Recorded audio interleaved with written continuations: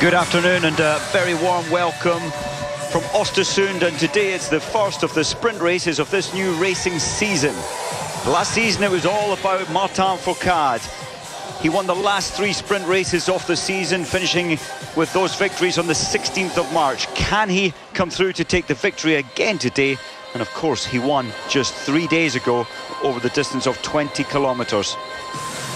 Well, it's a lot colder today at -9 degrees here in Oestersund. The athletes have completed their zeroing of the weapons, as you have to do every day in the light. And as we see Andy Bernbacher going through some stretching just prior to his race today.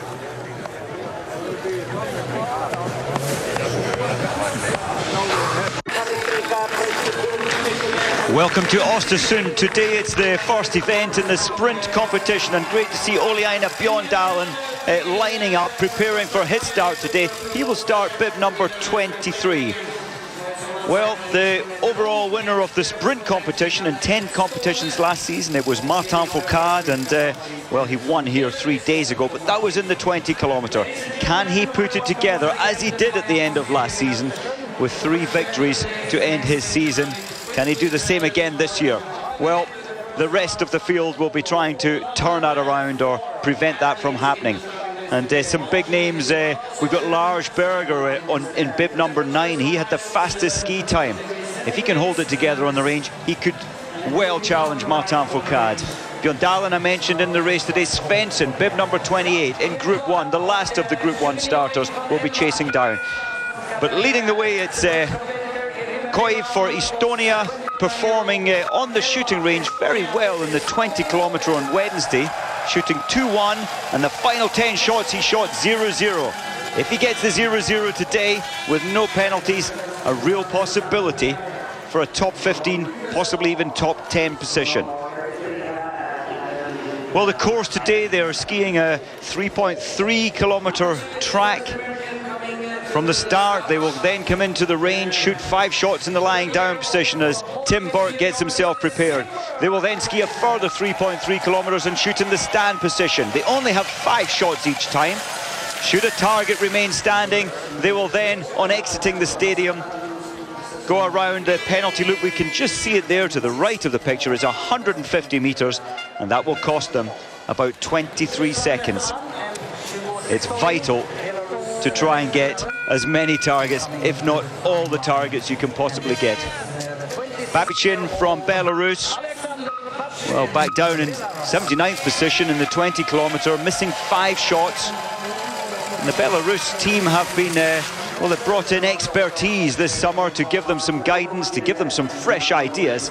And I really do think it is making a difference. Raphael Poiré, the big name from the late 90s, through to mid-2000s, won many World Championships titles. Well, he's giving the Belarus team his expertise. Savitsky pushing his way out of the start.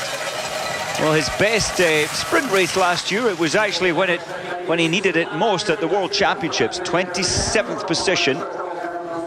Can he do the same at the start of the new season? Well, we're looking at Ustigov and one of his coaches there, one of the support team, Andreas Bernbacher, has had 3 of his 4 victories in the sprint race. He certainly looked comfortable in the 20 kilometer. He's ranked 3rd in the world in this, the sprint. Although surprisingly, his shooting in the sprint competition is a little bit down on his overall average of 86% hit rate, and in the sprint that drops down to 82%. So you do have to up the pace as you come into the range and increase the speed of your shooting skills in order to try and push as far up the field as you can. Artem Prima, his brother's racing today in the IBU Cup just across the border in Norway. Artem certainly shooting very well, only missing 1 from 20 over the 20 kilometer distance. Shooting like that today with, let's say, just missing 1 shot, he would certainly be looking for a top 20 position. This man, the first of the Austrians, Dominik Landetinger, 2nd place in the individual. He says he is not putting any new or further pressure on himself for today's competition. Just try and keep it as routine as possible. To keep the mindset the same, this looks like Thomas Hulebitz.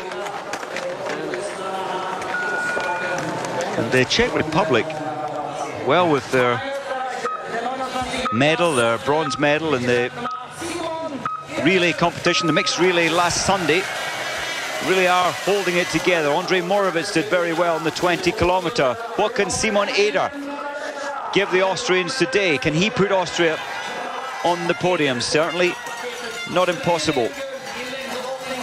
Simon Eder, certainly one of the fastest shots in the world.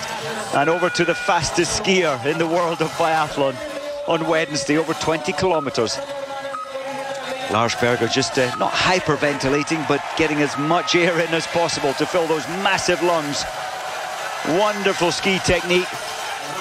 And quite a character, Lars Berger. Look at the floating, flowing, reachy technique. And the focus. Now into race mode. He's a lot of fun off the racetracks. A bit of a practical joker, and it's certainly very good for any team. Sergei Sednev. He's had one win in his career, and well, that was in Antholz in Italy, and over the longer distance, and well, the victory came with the perfect shooting. Not easy to do, to hit the 20 out of 20 in the distance of 20 kilometers. Sednev certainly looking a stronger, more dynamic athlete this season. The summer months have paid off.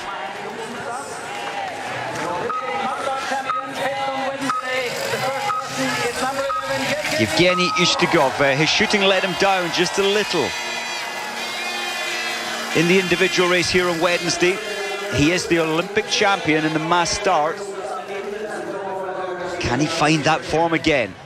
And well, the Russians are investing a huge amount of money, effort, time to lift the team to the top, the high point of the podium for the Olympic Games in Sochi next February. Or a year coming February, I should say, 2014. Good to see the Americans. Tim Berg there. Well, just by 0.2 of a second, going into first position. Koiv just been knocked off that slot, the Estonian. Now, this part of the track, you're at your most fatigued, and it's a tricky little left-hander. Some take it tight on the left, as Tim Berg is showing us quite perfectly how to do it. Some will take it wider. And the longer line is not the fastest line. Good to see the Canadians. Scott Peraz. Can he better his best ever of 27th? And again, the signs are of the Canadians having had a very good summer, as we're looking at the man who put himself onto the podium at World Cup for the first time, Eric Lessing. So Thomas Hulebitz, the World Championships down in the Czech Republic in February, and with that comes a bit of pressure for the home nation hosting the World Championships, and it will be the first time the Czech Republic have hosted the World Championships in biathlon. It's a huge event for them. Bernbacher coming up to the 1.9 kilometer marker. It's there's not going to be much in it. In fact, 2.7 seconds ahead of Tim Berg, so comfortable start there for Bernbacher. It's so important in the biathlon when it's not just about the skiing, it's about the skiing combined with the shooting. And if you push too hard out there on the snow, you can put yourself back in the shooting terms. Bjorn Ferry, well, he's so famous round here. He designed and planned the Christmas tree which stands in Oestersund town square. He put the lights on that the other night. He can certainly win here, but it needs to be perfect shooting. Welcome back. I can tell you in picture it's Landetinger, Dominic Landetinger, and well, he's gone ahead by 5 seconds, I believe. I'll just confirm that. Yes, 5.9 seconds ahead of Andreas Bernbacher at the top of the big climb. Now, Tim Burke has made his way down to the shooting range for the first time. You can see the flags, the wind blowing slightly from left, slightly towards the firing point, and that tends to press the fall of the bullet, the shot, low on the target, or certainly low right.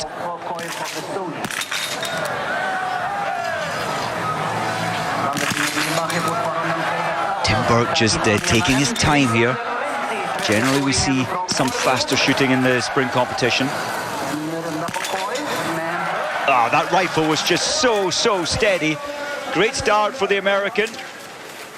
And a conservative, a slow start by Lars Berger's standards. And, well, maybe he is reading his game plan just perfectly. Start slow, open it up as you go.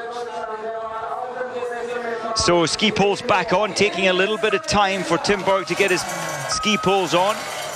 Eric Lessing, bronze medal in the 20 kilometer, starts his competition. Can he put it together again to put himself and put Germany onto the podium? And podiums is the language that the German team are wanting to talk about this season. The women's team been weakened some, with Magdalena Neuner no longer taking part, retiring at the age of only 24 years of age, and quite a new group introducing new athletes in the men's field. But Bernbacher, well, he certainly held strong last year.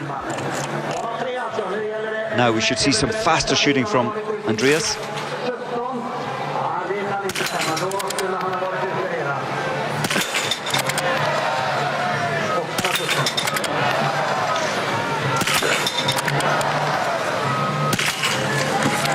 Oh, he snatched. When you snatch the trigger, it can throw the fall of the shot high left, so just a flinch there. I'm really surprised. Bernbacher, normally so disciplined on the range, and you need to keep your awareness all times. There he goes.